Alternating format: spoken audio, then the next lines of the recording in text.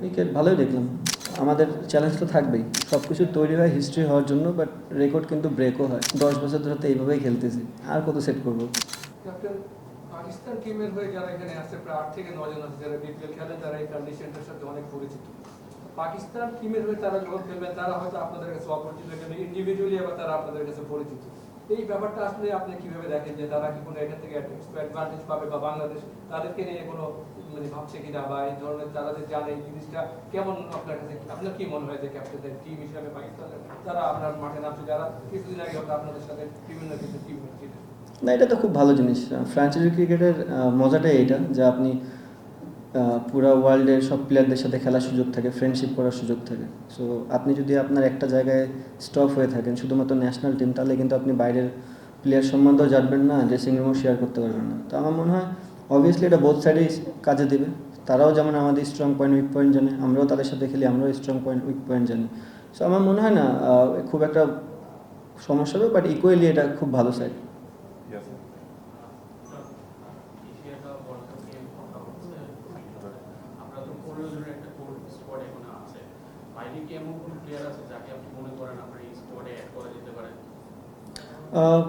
এটাই এখন আমাদের হাতে বেস্ট টিম এই মুহূর্তে। অবভিয়াসলি বাংলাদেশে অনেক ভালো ভালো প্লেয়ার আছে যারা এখনও বাইরে ডোমেস্টিক খেলতেছে। সো যদি প্রয়োজন পড়ে অবশ্যই এই টিমে তারা আসতে পারবে। অনেক প্লেয়ার, অনেক প্লেয়ার, এত নাম বলতে গেলে ভুলে যাবে। পাকিস্তানের অধিনায়ক এর আগের প্রেস কনফারেন্সে বলছিলেন যে বাংলাদেশ তাদেরকে 9 বছর ধরে হারাতে পারে, এবং লাস্টে জিতেছিল 2016 সালে বাংলাদেশের অধিনায়ককে। 9 বছর পরে এখন বাংলাদেশ যখন আরেকটা সিরিজে মুখোমুখি পাকিস্তানের, তখন বাংলাদেশের একটা আত্মবিশ্বাস আছে শ্রীলঙ্কাকে হারিয়ে এখানে আসা। তবে পাকিস্তানের অধিনায়ক কিন্তু একটা প্রচ্ছন্ন চ্যালেঞ্জ জানিয়ে দিয়ে গেলেন। সেই ক্ষেত্রে আপনারা কত আত্মবিশ্বাসী যে সেটা ব্রেকডাউন করতে পারবেন? আমি আগেও বললাম ভাইয়া যে আমাদের বেস্ট ক্রিকেটটা খেলতে হবে। হ্যাঁ, সব কিছু তৈরি হয় হিস্ট্রি হওয়ার জন্য, বাট রেকর্ড কিন্তু ব্রেকও হয়। সো আমরা যদি ভালো ক্রিকেট খেলি, রেকর্ড ব্রেক হতে সময় লাগবে না। বাট ওই রেকর্ডের চিন্তা না করে আমরা কী করতে পারি, আমাদের কতখানি ক্যাপাবিলিটি আছে, কতখানি বেটার ক্রিকেট খেলতে পারি, তাহলে ওই সব জিনিসই চেঞ্জ হয়ে যাবে। মানে আপনি বললেন যে আমাদের অনেক রাতে খেয়ে বর্তমান থাকুন, এই আপনি বলেন যে আমাদের সবচেয়ে বড় ব্যাটিং এর জায়গা থেকে আমরা প্রেজেন্টে থাকতে পারি, স্টেইং এট দ্য প্রেজেন্ট। আমরা অনেক বিষয়গুলো বলতে চিন্তা করি, মানে আমরা cricketing point of view, cricketing culture থেকে। যেমন এখনই আমরা এশিয়া কাপ, ওয়ার্ল্ড কাপে কি করবো এগুলো কথা বলছি, আপনারা প্রেজেন্টে থাকাটা অনেক বেশি, মানে how do you describe this? প্রেজেন্টও তো আমি আছি, আপনারা নেই। আমি তো প্রেজেন্টের মধ্যে খাড়া আছি। আপনারা যদি আমাকে প্রেজেন্ট নিয়ে প্রশ্ন করেন, আমি প্রেজেন্ট নিয়ে অ্যান্সার দেবো। আপনার পুরো দল প্রেজেন্টই আছে? হ্যাঁ, এখন প্রেজেন্টেই আছে। সামনে যেহেতু নেক্সট আগামীকালকে খেলা, তো ভবিষ্যৎ চিন্তা করবো কীভাবে, 6 মাস করে কী হবে।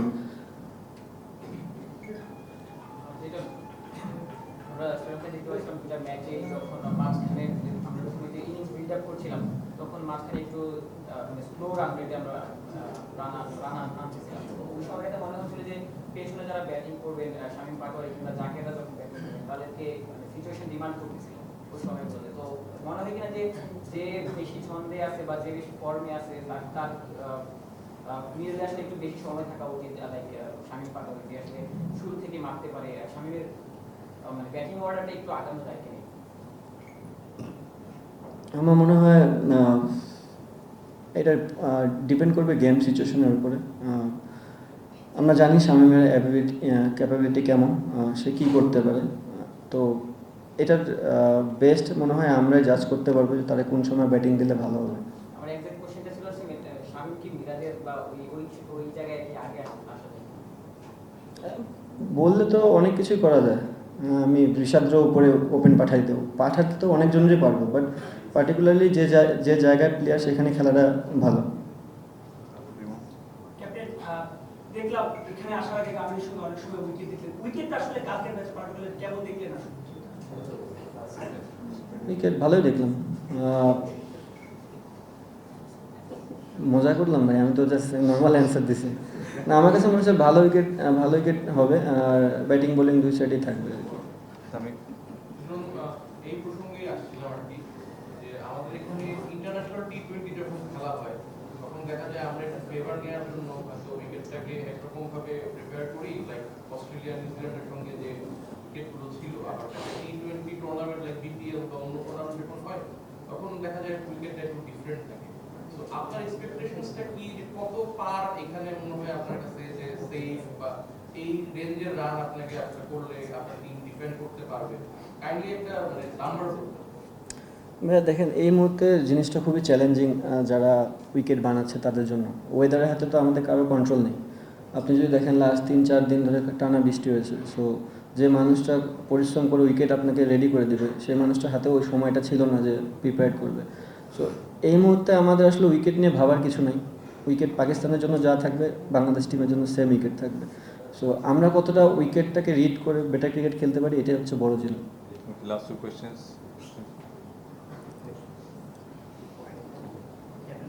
আইসিসি একটা নিয়মে চেঞ্জ আনতে যাচ্ছে যে কনকাশন সাবের ক্ষেত্রে লাইক টু লাইক রিপ্লেসমেন্ট আনাতে পারে। সেক্ষেত্রে অ্যাজ এ ক্যাপ্টেন আপনি একটা ফ্লেক্সিবিলিটি পান দুইজন অলরাউন্ডার রাখার বা মিরাজ এবং মেহেদিকে রাখা, শেখ মেহেদিকে রাখা। এই নিয়মটা চেঞ্জ হলে কি ক্যাপ্টেন হিসেবে আপনার ফ্লেক্সিবিলিটিগুলো কমে যাবে কিনা বা যে কোনো ক্যাপ্টেনের ফ্লেক্সিবিলিটি কমে যাবে? মনে হয় না, এখনও এইভাবে ডিপলি চিন্তা করে নিই। যেহেতু কনকাশনের বিষয়টা অনেক দিন ধরে হয়ে আসছে, একটা প্লাস পয়েন্ট যে আগে থেকে আপনি জানতে পারবেন কোন প্লেয়ারটা কোন রোল প্লে করবে। আগে যেটা হতো যে কনকাশনে আপনার একটা অলরাউন্ডার না থাকলে অনেক সময় ব্যাটসম্যান দিয়ে দিত, বাট এখন নেম রাইট করা থাকে যে কার পরিবর্তে কে আসবে। সো আমার মনে হয় এটা একটা প্লাস পয়েন্ট যে বোথ সাইডে, এটা এমন না যে শুধু বাংলাদেশ টিমের জন্য বেনিফিট হবে, এটা পাকিস্তানের টিমের জন্যও সেম।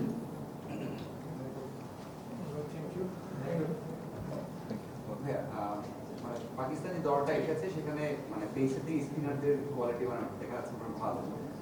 আবার আছে সুফিয়ান একটা চায়নাম্যান স্পিনার আছে, সাথে কিছু ভালো অলরাউন্ডার আছে। মানে যেহেতু আমাদের বাড়িতে খেলা আর ইংল্যান্ডকে এখানে আমরা হারিয়েছিলাম দুটো ম্যাচ, তো সব দিক দিয়ে এগিয়ে থাকছি, কিন্তু ওই জায়গাতে একটু আমাদের কি মানে ভয়ের কারণ হতে পারে কিনা স্পিনার থেকে? আমরা অনেক সময় ফোর্টি স্পিনার এগেনস্টে ব্যাটসম্যানদের উইকেট ভাবে ছুঁড়ে দিয়ে আসতে দেখি, মানে একটু কি ওটা কনসার্ন থাকছে কিনা? না, আমি আগেও বলেছি যে এই সিরিজটা এতটা একটা ইজি হবে না। আপনার প্রশ্নের সাথে সাথে বলি যে তাদের মিস্ট্রি বলার আছে এবং তারা ক্যাপেবল ভালো বল করার জন্য।